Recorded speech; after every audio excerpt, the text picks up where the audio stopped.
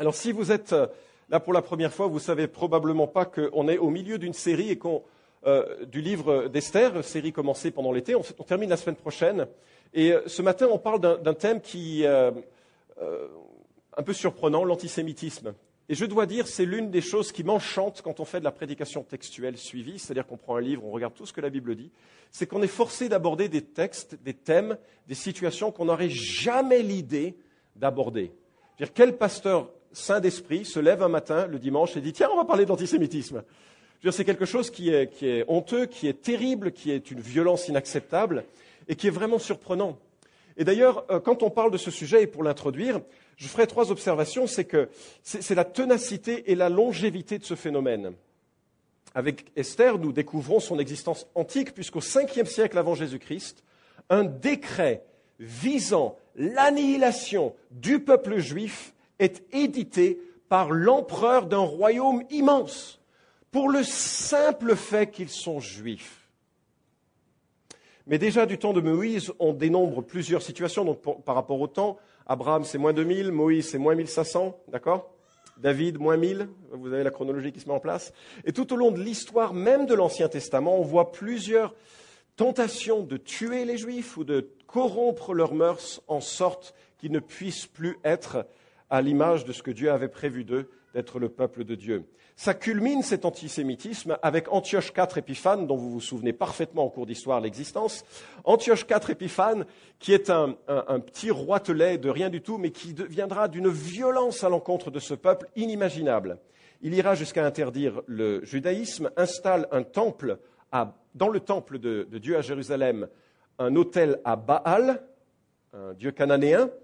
Il interdit la circoncision et ordonne au souverain prêtre qu'il a lui-même placé dans le circuit, dans cette responsabilité, de sacrifier un porc dans le temple. Ce qui est évidemment une abomination, étant donné que c'est un animal impur au regard de la loi de l'Ancien Testament. D'ailleurs, Jésus saisira cet événement en Matthieu 24, 15 comme un pointeur d'événements futurs auxquels il faudra prêter attention.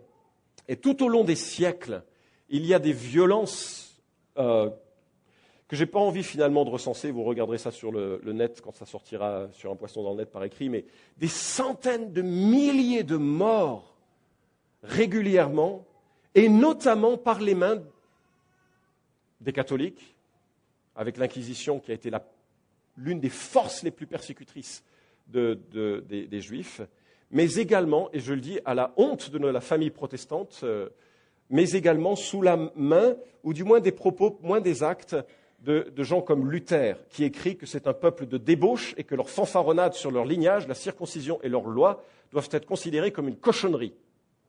Et il préconise un plan en 8 étapes que je ne lirai pas, tellement c'est terriblement violent. Deuxième remarque, l'absurdité des causes et des prétextes. Leur intransigeance monothéiste a fait qu'ils n'ont pas été accueillis dans des civilisations qui incluaient tous les dieux. On pouvait en avoir des milliers, donc un de plus, un de moins, ce n'était pas gênant. Le judaïsme, bien sûr, croit, avec raison, qu'il n'y a qu'un seul Dieu, et ainsi se démarquait ou n'était pas était intransigeant, et ça leur aurait été reproché. Leur paresse, soi-disant, puisqu'ils se reposaient le 7e jour, franchement. Le samedi, donc. Leur richesse bancaire ou commerciale, sans souligner que les autres métiers leur étaient interdits. Leur besoin de sang chrétien, ou de sang d'enfants chrétiens pour fabriquer du pain azim à la Pâque. Une légende aberrante qui a circulé et qui a suscité des massacres réguliers au temps de la Pâque. Il suffisait qu'un enfant disparaisse pour qu'on dise « Ah, ce sont les Juifs qui l'ont pris ». Et puis, le meurtre de Jésus-Christ, l'accusation de peuple déicide a été le plus souvent et le plus longtemps utilisé pour dire, vous voyez, ils ont tué Dieu, donc il faut les tuer. Ce qui est aberrant, n'est-ce pas? Je l'ai souvent souligné. Le psaume 2 nous dit, ce sont les nations de la terre qui ont tué le Messie. Pilate, autant que la génération du moment, n'a pas voulu de ce Messie. Et vous savez quoi? Nous aurions fait de même. Et si, dans un moment de louange, nous aurions dit « Hosanna, Hosanna » au moment où Jésus entrait au temple, nous aurions également dit avec la foule « Crucifie, crucifie » Et en plus, le véritable meurtrier de Jésus-Christ, qui est-ce? C'est Dieu. Dieu a sacrifié Jésus-Christ. Pour nous. son propre fils, selon un plan éternel, selon des prophéties qui étaient annoncées de tout temps dans l'Ancien Testament. Jésus a été sacrifié pour porter le péché des hommes et des femmes qui placeraient leur confiance en lui. Il est ainsi le sauveur. L'accusation de peuple déicide est aberrant. Et ça, toutes ces absurdités ont causé des propos dans la bouche de Voltaire, de Bonaparte, de Proudhon, des choses épouvantables qui ont finalement créé une sorte de tradition d'antisémitisme. Et il n'est pas surprenant qu'un homme rempli de 1000 démons du nom de Adolf Hitler ait transformé ce sentiment général en action abominable et meurtrière dont la mémoire est dans toutes les pensées, je suppose. Mais tout aussi surprenant, ces réalités-là, c'est la survie tout aussi tenace du peuple juif. À l'inverse des centaines de peuples qui ont été violentés au fil des temps, qui ont vécu l'exil et d'autres formes d'oppression, le peuple juif demeure. Lord Beaconsfield, avec affection, écrit « Les pharaons d'Égypte, les rois de la Syrie, les empereurs romains, les croisés, les princes des Goths, les saints inquisiteurs ont consacré toute leur énergie à l'accomplissement du même dessein. Expulsion, exil, captivité, confiscation, torture raffinée, massacre sur la plus vaste échelle. Tout a été essayé, mais en vain. » Pourquoi ? En un mot, parce que Dieu avait sa pensée attachée à ce peuple, qui n'est pas un peuple meilleur, plus grand. Au contraire, la Bible le présente comme un choix simple, souverain d'un Dieu qui choisit qui il choisit. Et Dieu a choisi Abraham et lui a donné des promesses. Et si j'en parle ce matin, c'est parce que Esther 8 nous permet, tous ces événements pèsent dans notre compréhension des événements. Et je vous invite à lire Esther chapitre 8 avec moi. On va regarder cette question qui s'intègre, cet antisémitisme en quelque sorte, qui se vit, qui s'impose dans la vie de ce livre. Et je ferai un petit rappel des personnages très, très rapidement. Mais au verset 1 et 2 du chapitre 8, nous voyons la promotion d'Esther et Mardochée. Versets 1 et 2, « Ce même jour, le roi Assuérus fit don à la reine Esther de la maison de Haman, adversaire des Juifs. Et Mardochée se présenta devant le roi, car Esther avait révélé ce qu'il était pour elle. Alors le roi retira le sceau qu'il avait repris à Haman et le donna à Mardochée. De même, Esther plaça Mardochée à la tête de la maison de Haman. » Si vous n'avez aucune idée de ce qui précède, ça doit sembler bien bizarre tout ceci. Alors je vous présente rapidement les personnages. Assuérus, c'est son nom hébreu, il s'appelle Xerxès en grec. Il est l'empereur sensuel, riche, émotionnel, et colérique, voilà. C'est pas le plus brillant des personnages de l'histoire, on va dire. Il reste fidèle à lui-même, il a un harem considérable, et suite à la défaite de ses troupes maritimes à Marathon, oui, c'est de là d'où vient blablabla, suite à la défaite maritime de Marathon, il dit le mieux c'est de s'occuper des femmes. Pas des guerres, des femmes. C'est lui qui a lancé le mot. Non, je ne vais pas rentrer là-dedans. Et donc il rentre chez lui et il obtient un concours. On lui fournit 400 jeunes femmes vierges pour voir qui pourrait devenir sa reine favorite, enfin sa reine, tout en gardant son harem. Esther est la gagnante. Elle a 22, 23 ans au moment où nous lisons l'histoire. Elle était la plus belle vierge du royaume et, semble-t-il, la plus efficace, puisqu'elle devient la reine. Elle a 22, 23 ans. Quelques années ont eu lieu.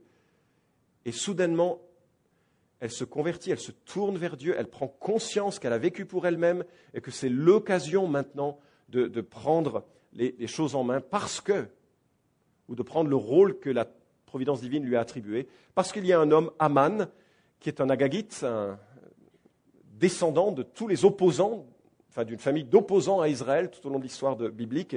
Et Haman était vraiment un adversaire qui a manigancé pour obtenir un décret du roi Assuérus afin que tous les Juifs soient tués en un seul jour. Ça aura lieu dans quelques mois.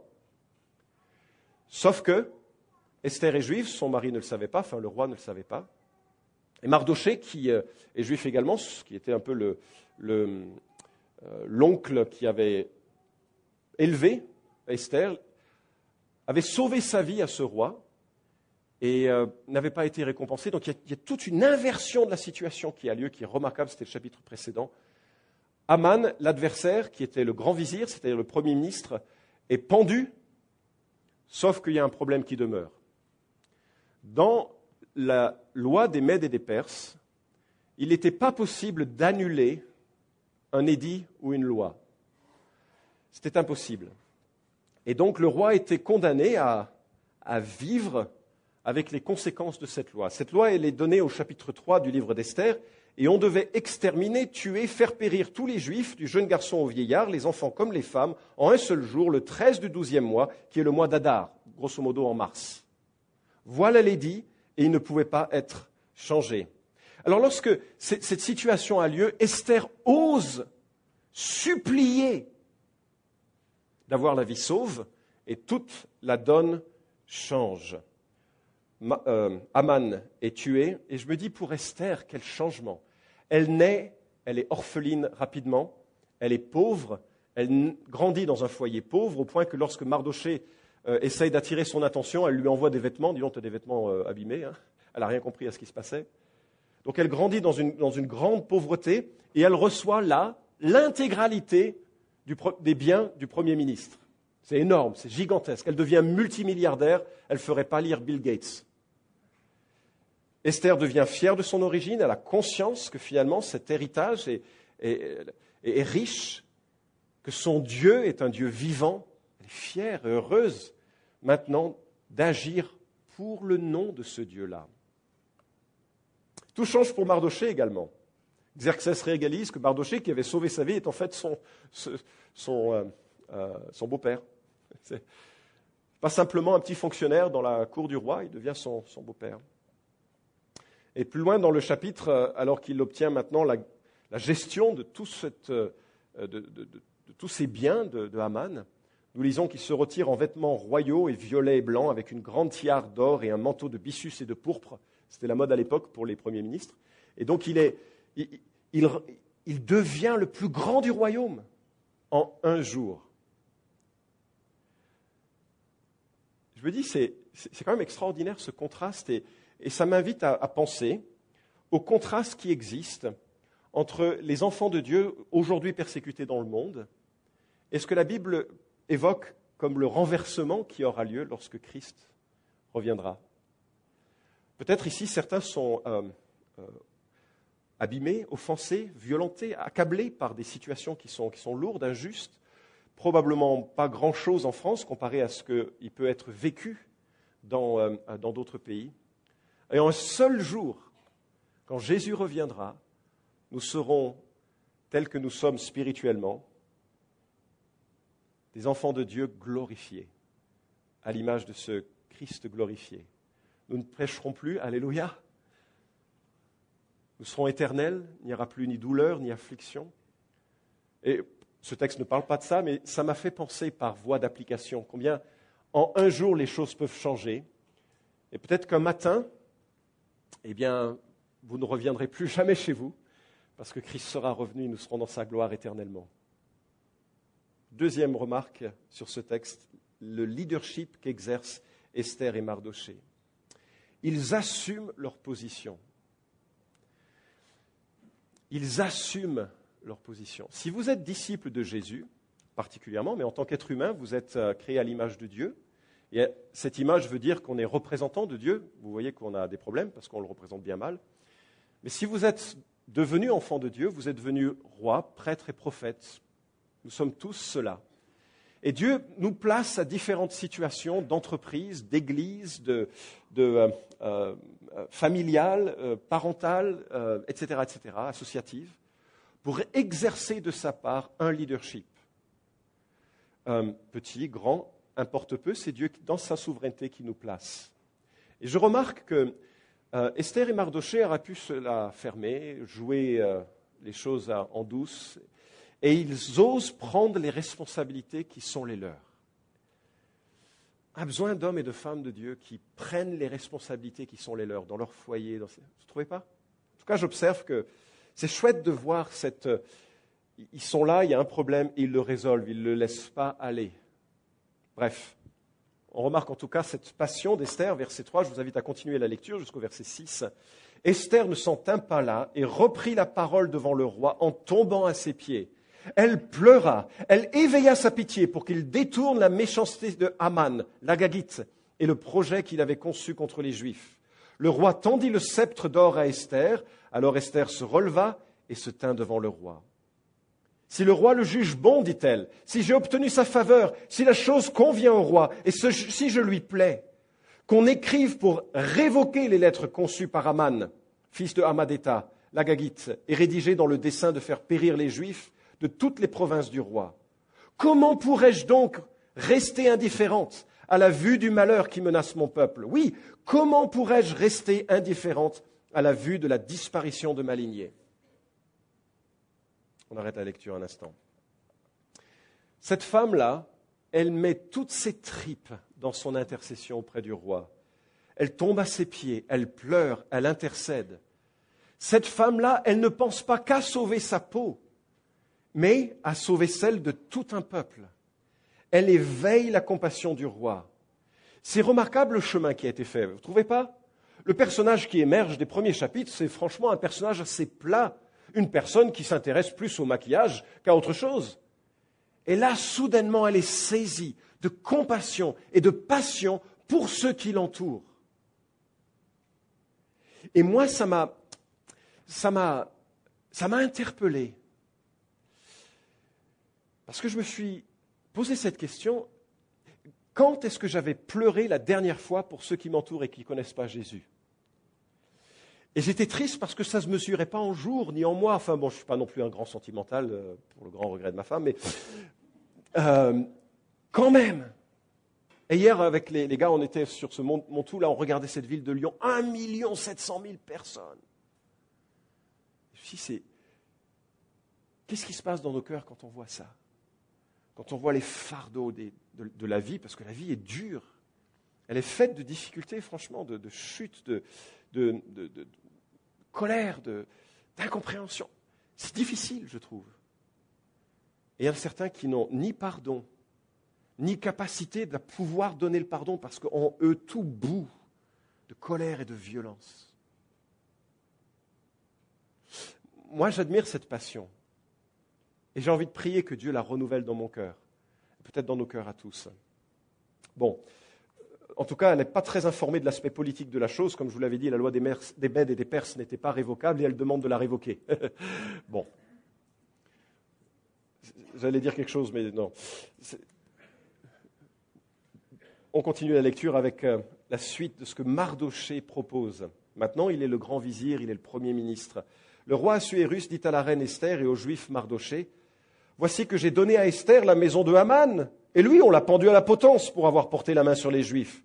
Vous, maintenant, écrivez au nom du roi ce qui vous paraîtra le plus favorable aux Juifs. Scellez-le du sceau royal. » Car un texte écrit au nom du roi, scellé du sceau royal, est irrévocable. Ce qu'il est en train de dire, c'est, bon, dis donc, j'ai déjà fait pas mal pour vous. Hein. J'ai fait tuer Haman, j'ai donné les biens de Haman, je vous ai donné des responsabilités, et je ne peux pas révoquer cet édit. Bon, mais peut-être vous pourrez écrire quelque chose. Écoutez comment c'est formulé ensuite. Verset 9. On convoqua les secrétaires royaux ce même jour, qui était le 23 du 3e mois, qui est le mois de Sivan, et l'on consigna toutes les dispositions de Mardochée pour les Juifs à l'intention des satrapes et des gouverneurs, des princes de toutes les provinces de l'Inde à l'Éthiopie. 127 provinces, à chaque province dans son écriture, à chaque peuple dans sa langue, aux Juifs en particulier dans leur écriture et dans leur langue. On écrivit les lettres au nom du roi Assuérus, et on les scella du sceau royal, et on les envoya par l'intermédiaire des courriers à cheval, montant des purs sangs, à Ashtran, sélectionnés.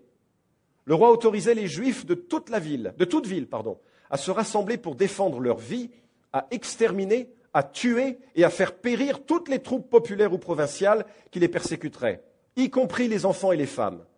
Ils pouvaient les piller pour en prendre le butin.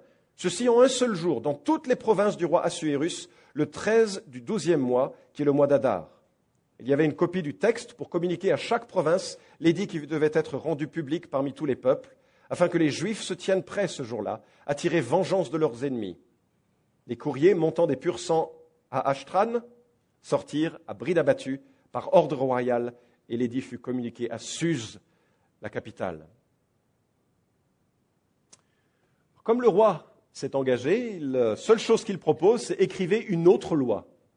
Une loi qui pourrait permettre d'accompagner cette erreur.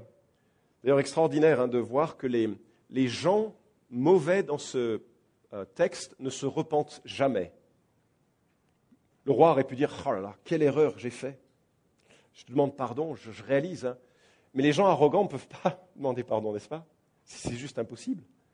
Bon, en tout cas, il s'était mis dans un contexte où les rois perses, quand ils disaient quelque chose, c'est comme si Dieu parlait. Alors, vous ne trouvez pas un peu choquant ce qui se passe ici? Quand je discute avec des personnes qui n'aiment pas la Bible, ils me disent « Non, mais tu ne vas quand même pas croire en la Bible. Tu as vu la violence qu'elle contient ?» C'est très fréquent, n'est-ce pas? Et c'est d'ailleurs le propos que je tenais avant que je découvre l'Évangile. Et c'est une des critiques fréquentes.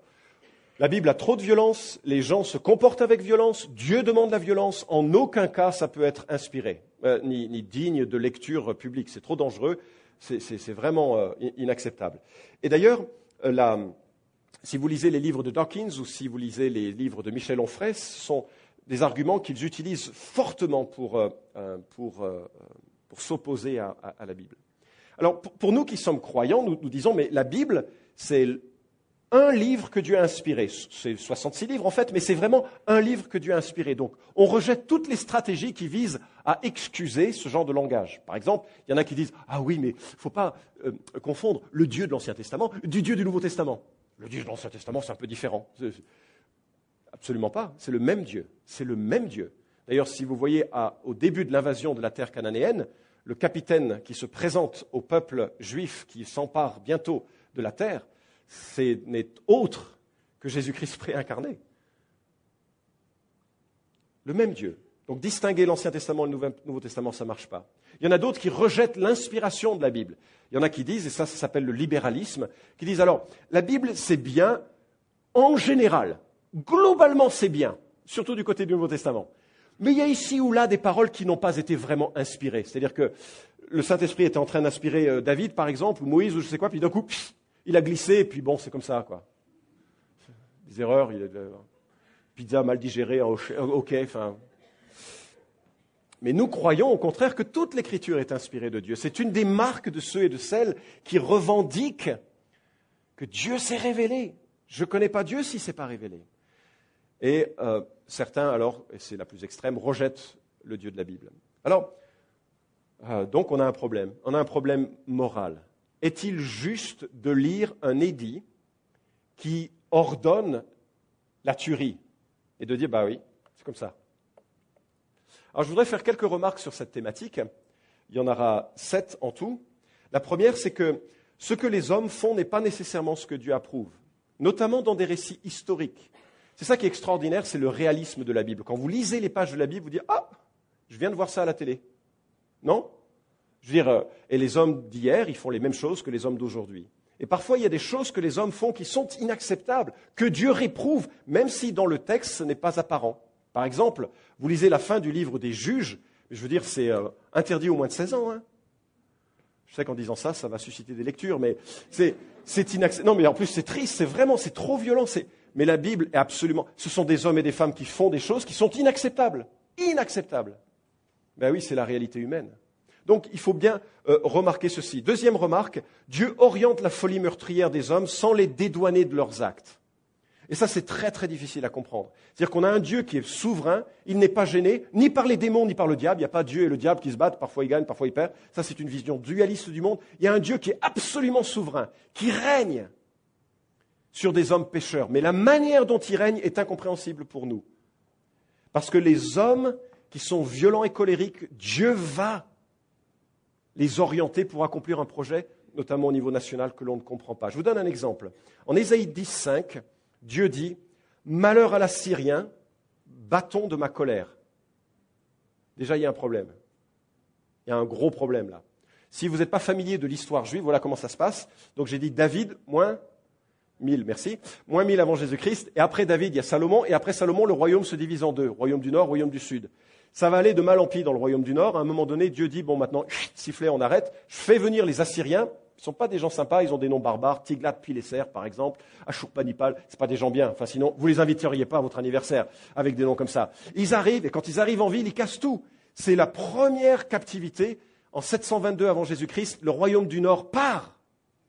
C'est à cause de qui que le royaume du Nord part? C'est difficile à répondre, n'est-ce pas? Dieu vient pour juger son peuple, hein. Il ne vient pas pour... c'est dur, c'est très très dur la lecture des événements. Et Dieu a utilisé l'Assyrien comme bâton de sa colère. Mais ces rois-là ne sont pas partis en guerre en disant « On est vraiment désolés les amis, hein, mais Dieu nous envoie vous juger. » Non, ces gens-là, ils sont allés avec toute leur tripe et leur violence, et Dieu les rend redevables de ça. Malheur à l'Assyrien, bâton de ma colère, la massue dans sa main, c'est l'instrument de ma fureur. Verset 12, mais alors, quand le Seigneur aura accompli toute son œuvre sur la montagne de Sion et à Jérusalem, je punirai le roi d'Assyrie. Vous comprenez ça? C'est incompréhensible. Le règne de Dieu est incompréhensible, mais ce qui est certain, c'est qu'il utilise et oriente des hommes qui agissent selon leur cœur. Et leur cœur de péché les condamnera un jour. Dieu conduit l'histoire humaine en vue de la rédemption des êtres humains. Ça, c'est quelque chose qui est peut-être plus compréhensible que le point précédent. Si les démons de Genèse 6 avaient réussi à corrompre l'humanité, le sauveur promis en Genèse 3,15 qui naîtrait d'une femme ne serait jamais venu. Dieu envoie le déluge. On se dit, le déluge, c'est terrible. Ah bah oui, c'est terrible. Un déluge, c'est terrible. Même un petit déluge, c'est terrible. Alors un grand, sur toute la terre, c'est terrible, c'est abominable. Oui, mais le problème, c'est que Dieu a pensé, au-delà de l'instant, et dans sa sagesse que nous acceptons, il a pensé que la rédemption qui viendrait plus tard, en la personne de Jésus-Christ, pour sauver des milliers d'hommes, des centaines de milliers, des millions d'hommes peut-être, des milliards, je ne sais pas, que c'était nécessaire de chaque fois préserver une lignée et d'éviter à ce que ces hommes qui sont souvent comme nous, oscillants dans leur engagement pour Dieu, puissent devenir l'objet d'une corruption telle qu'elle empêcherait la venue du Messie. Et c'est ce qui se passe en Esther. Pourquoi Aman veut tuer tous les Juifs? Simplement parce que Mardoché refuse de se prosterner devant lui. Tu parles d'un problème. Mais il est poussé par autre chose. Ce n'est pas possible. On ne tue pas un peuple parce qu'une personne ne se prosterne pas. Mais parce qu'il y avait derrière toute une volonté de sabrer le plan de Dieu. Dieu a un plan de salut. Dieu a un plan de salut, même pour les plus misérables d'entre nous. Dieu a un plan de salut. Et pour l'accomplir, il fallait que Jésus naisse d'une vierge au sein d'une famille d'Israël. Et que parfois, il a fallu écarter, faire le chemin pour que cela ait lieu. Quatrième remarque, Dieu seul est juste juge. En d'autres termes, aucun être humain peut dire, comme on l'entend parfois aujourd'hui, qu'il s'agit d'une guerre sainte, qu'on ait le droit de tuer. Non, Dieu seul a cette autorité. Et de ce côté-là, ce mode de communication et d'information est révolu. Dieu a parlé dans l'Écriture, le salut est arrivé, il dirige maintenant les nations, certes, mais l'exhortation qui est laissée à ses enfants, c'est d'aimer ses ennemis, c'est de briller en témoin de la lumière. Et Sam et Fidji, dans leur périple, me racontaient dans un des pays où les chrétiens étaient persécutés, que les parents, quand les enfants partent à l'école et qu'ils ne savent pas si leurs enfants reviendront parce qu'ils sont chrétiens, leur disent une chose: si vous vous faites tuer, dites-leur que vous leur pardonnez. Moi, quand j'ai entendu ça, je ne savais plus parler. Et ensuite, ces parents, ils passent leur journée à jeûner et prier pour la protection de leurs enfants. Dieu est seul juste juge, et ce qu'il a ordonné dans le passé n'est pas reproductible. C'est ainsi que quand Dieu donne à Abraham, 2000 ans avant Jésus-Christ, d'occuper une terre, il dit, mais tu ne peux pas l'occuper maintenant. Genèse 15, 16, je crois, dit que cette terre-là, les gens sont pas mal. Ce n'est que lorsque la déchéance morale des gens sur place aura atteint son comble que vous pourrez la prendre. Ça aura lieu presque 5 siècles plus tard. Dieu pouvait voir la chose, aucun être humain ne pourrait voir la chose. Dieu seul est juste juge. Et l'archéologie confirme la situation tragique qu'ont rencontré le peuple en venant sur la terre promise. Tous les jugements de Dieu impliquent une grâce personnelle possible. Ça, c'est intéressant et j'espère que ça suscitera aussi un grand enthousiasme. Désolé, on fait un petit peu de théologie à partir de ça, mais c'est tellement important d'avoir un cadre quand on est confronté à ce genre de remarques et aussi par rapport à soi-même. Vous vous souvenez de ce que Dieu a dit de la ville de Jéricho? Parfois on chante sur Jéricho. Je ne fais pas de ce genre de chant, donc je ne vais pas le chanter. Mais cette ville devait être annihilée, elle devait être rasée. C'est un premier jugement qui arrive sur les Cananéens. Mais Dieu sauve une femme, la meilleure des femmes de la ville, une prostituée. Elle et sa famille comprennent le Dieu d'Israël est un Dieu de grâce et le seul vrai Dieu. Elle et sa famille sont sauvées. Mais je me dis, ce n'est pas un modèle, ça? Chaque fois que Dieu juge, il tend la main à des hommes et à des femmes qui veulent se repentir. Parce que Dieu ne veut pas la mort du méchant, nous dit Ézéchiel, chapitre quelque chose, verset quelque chose, mais il veut sa repentance. Souvenez-vous de Jonas. Ça, c'est une histoire fabuleuse, mais bon, on n'est pas dans Jonas, donc on reviendra plus tard. Mais bref, Jonas proclamait un jugement, mais quand les hommes ont répondu par la repentance, Dieu a retardé son jugement. Dieu est un Dieu de grâce. Peut-être si vous êtes là en disant, mais c'est terrible ce que tu dis. Je ne fais pas d'excuses pour ce que la Bible enseigne. J'essaye d'enseigner ce que la Bible dit, quoi. Bref. Tous les jugements de Dieu préfigurent l'ultime jugement. Aujourd'hui, on est dans une ère de grâce et alléluia, parce que, voilà. Mais le jour vient, la Bible dit, où son jugement sera. Et tous ces jugements-là sont des indices que le péché est sérieux, le fait de ne pas se confier en lui, c'est sérieux, c'est sérieux. Aujourd'hui, c'est un jour où Dieu tend la main, et j'espère qu'on l'a saisi, peut-être pas encore, mais peut-être que vous êtes en cours, peut-être que vous voulez en savoir plus. Prenez le temps de lire un évangile, prenez le temps de parler à une personne qui en sait un peu plus sur la Bible et l'évangile. Mais toujours est-il que tous ces jugements-là sont des paradigmes, modèles du jugement à venir, où il est dit que tout genou fléchira. Allez, je termine avec une dernière remarque par rapport à ce décret. Dans le cas qui nous préoccupe, l'autodéfense est certainement préférable au génocide. Si on compare les deux décrets, vous avez remarqué leur différence? On est allé assez vite. Donc, le premier décret, en Esther 3, on devait exterminer, tuer, faire périr tous les juifs, du jeune garçon au vieillard, les enfants comme les femmes en un seul jour. C'est bien ou c'est pas bien? C'est pas bien. De quiconque. Juifs, arabes, blablabla, 3 petits points, français, américains, c'est pas bien. Deuxième décret, le roi autorisait les juifs de toute ville à se rassembler pour quoi? Défendre leur vie, à exterminer, à tuer, à faire périr. Tiens, ce sont les mêmes termes que l'on a ici, qui sont utilisés. Probablement un langage juridique de l'époque, plusieurs manières de tuer. Voilà. Et donc le décret est un décret d'autodéfense. C'est pourquoi moi je trouve que c'est quand même tenable cette histoire. Je ne suis pas choqué moralement par ce décret. Peut-être, vous avez le droit d'avoir un avis différent, bien sûr, mais voilà ce que je voulais souligner. On lit la dernière partie, on arrive bientôt sur la fin du message, on lit la dernière partie de ce récit, chapitre 8, versets 15 à 17. Mardochée se retira de la présence du roi, en vêtements royaux violets et blancs, avec une grande tiare d'or et un manteau de byssus et de pourpre. La ville de Suse était en liesse et en joie. Les Juifs étaient rayonnants de joie, d'allégresse et de triomphe. En chaque province, en chaque ville, en tout lieu atteint par l'ordre et l'édit du roi, il y eut parmi les Juifs joie et allégresse, festin et jours de fête. Beaucoup se firent Juifs parmi les gens du pays, car la terreur des Juifs les avait saisis. C'est incroyable comme situation. C'est absolument incroyable. C'est incroyable. C'est d'ailleurs curieux comment un petit bout de papier peut changer une vie. Un contrat, un courrier, une garantie, un jugement, et toute la vie change, pour le bien ou pour le mal. Et ce qui est intéressant, c'est que rien n'avait changé officiellement, c'était juste que les Juifs avaient confiance que la promesse qui est d'action, de droit, ce petit bout de papier allait être mise en place, et que donc ils pouvaient espérer passer outre la persécution qui s'annonçait dans quelques mois. 8e festin du livre d'Esther, il y a plein de festins, c'est vraiment un livre de festins.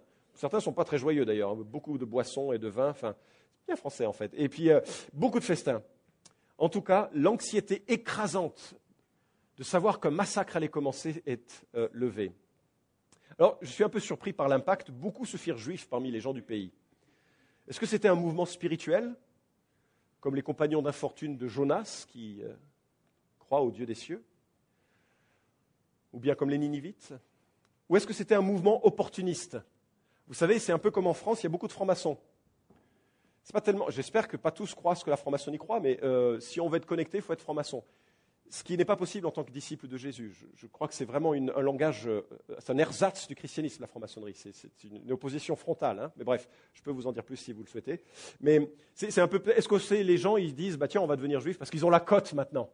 La reine est juive, le Premier ministre est juif, devenons juifs. Comme ça, pour les marchés, quand il s'agira de savoir qui fait la route, construit tel immeuble, on sera présent. Ouais, en tout cas, je ne sais pas si les Perses avaient la coutume de la circoncision, et bref, je n'irai pas plus loin. Mais ça me rappelle une prophétie surprenante que l'on retrouve en Zacharie, et c'est là où on va un peu clore avec l'introduction sur l'antisémitisme.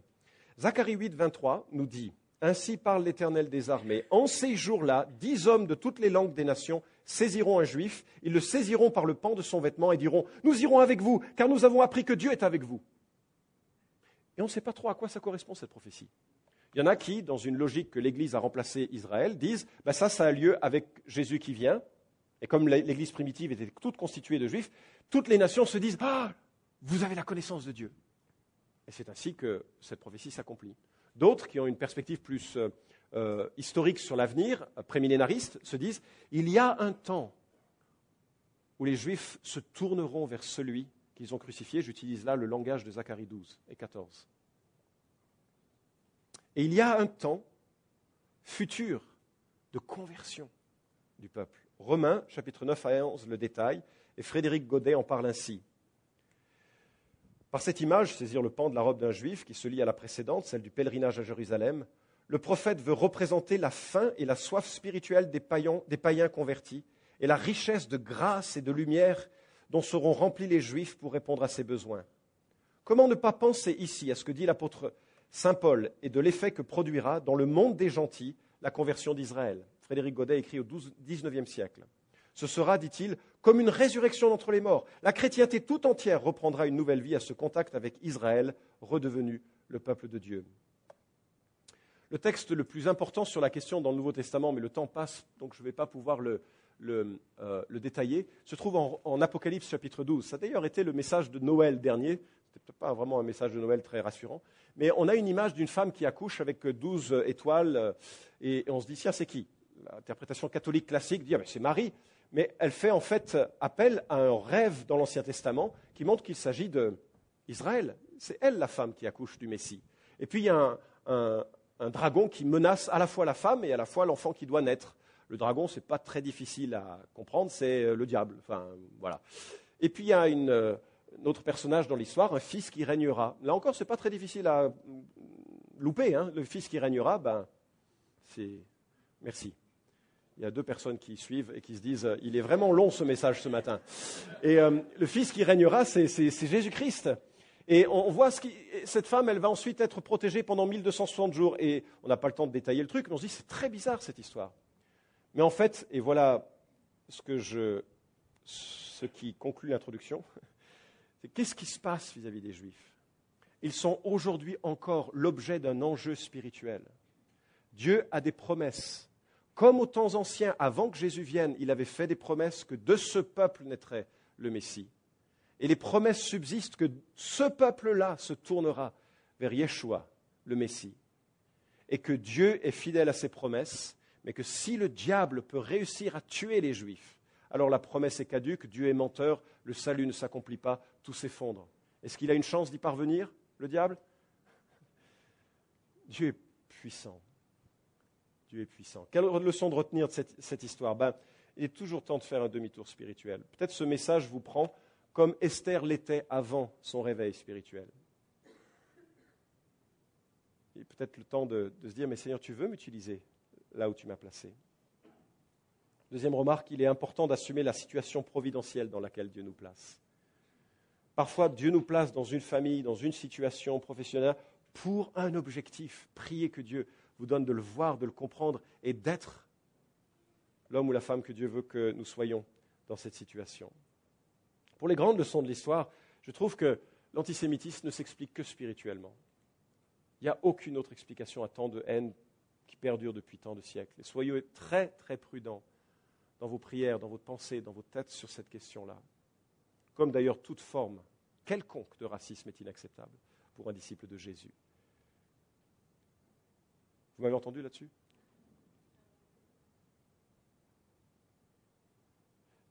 Et puis la grande leçon de cette histoire, peut-être plus particulièrement pour Esther chapitre 8, voilà une femme qui a eu courage. Péril de sa vie, elle intercède pour un peuple. Et je ne peux pas m'empêcher de me dire qu'il y a dans la Bible plein de gens qui intercèdent pour leur peuple. Et je me dis, il faut que dans l'Église, il y ait des hommes et des femmes qui prient pour la France, qui prient pour les autorités, non pas pour qu'eux deviennent chrétiennes, mais pour qu'il y ait une liberté de culte en France encore quelque temps, je ne sais pas combien de temps ça va durer, pour que nos amis autour de nous puissent connaître l'Évangile, et qui se mettent vraiment dans l'idée, mais Seigneur, je veux intercéder, et puis je veux également être de ceux qui apportent cette bonne nouvelle, comme Esther en a été l'occasion. Je vous invite à prier. Seigneur mon Dieu, je voudrais que tu accomplisses ce miracle qu'une petite histoire de la Bible qui touche des gens d'un autre pays il y a si longtemps, prenne dans nos cœurs et nos pensées comme une force, une orientation, que ton Saint-Esprit nous remplisse pour comprendre de ce qui a été dit venait de toi afin de le vivre, de le mettre en pratique. Tu renouvelles notre communion avec l'Esprit Saint tout au long de cette semaine pour être attentif à la manière dont tu veux nous utiliser là où tu nous as placés. Je prie, Seigneur, que également nous ayons à cœur de t'aimer de tout notre cœur et que cela se reflète.